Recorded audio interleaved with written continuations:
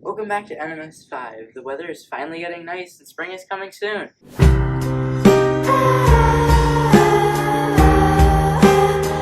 We won't keep you waiting. Let's get right into today's episode.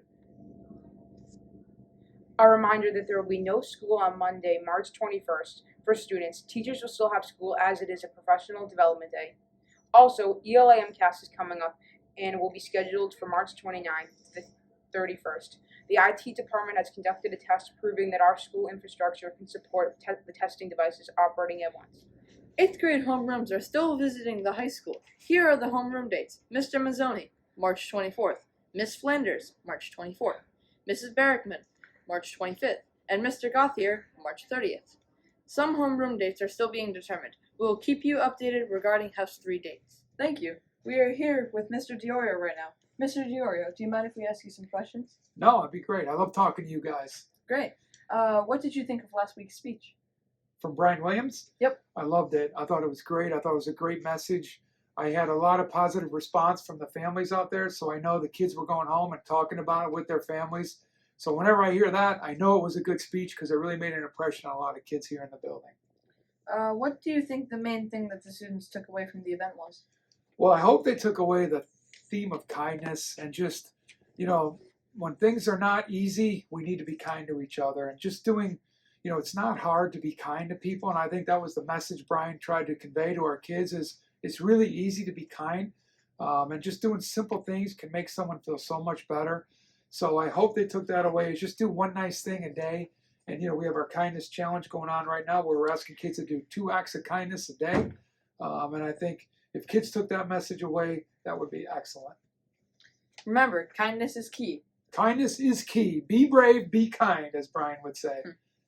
If the students could take away one thing from the event, what would you want it to be?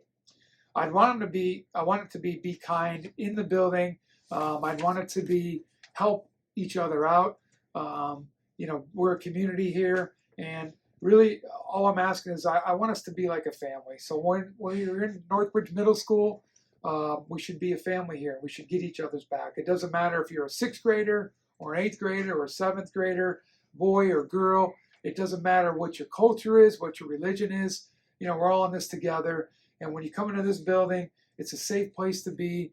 And I think it's important that, everybody knows we got each other's back. The teachers, the staff, myself, Ms. Palmerhouse, Mr. Stein, we're all in this together. And we all want to make sure that everybody knows when you come in our school, you're safe. And we're going to get through this thing together. How do you think this shoe drive is going to impact our community itself? Boy, there's so many great things coming from the shoe drive. I think it's really number one, and I think I told Brian Williams this when he visited. This town is very competitive. It's a very sports-minded town. So I think one thing about that shoe drive is it's going to really bring out the competitiveness with our students and families, not only against each other in the houses, but against other schools across the country, because our goal is to be the #1 school in the country with the shoe drive. I told Brian we're going to get 8,000 pairs of shoes. So I think that's going to be great. We're already well on our way. The other thing is I think it's really going to be beneficial, not just to students in Africa, but also here, because part of the shoes that we collect, we're also going to donate to the homeless people here in our area. So, the shoe drive is not just for children in Africa, also for homeless here in our area. So we're going to take care of not only children in Africa, but also children and families here in our area as well. Thank you, Mr. Diorio. Would you mind telling us some more information about the shoe drive? Yeah, so right now we're collecting shoes. We're asking for gently worn or new shoes. As Brian said, please, to the kids, don't go home and steal your mom's shoes and bring them in here.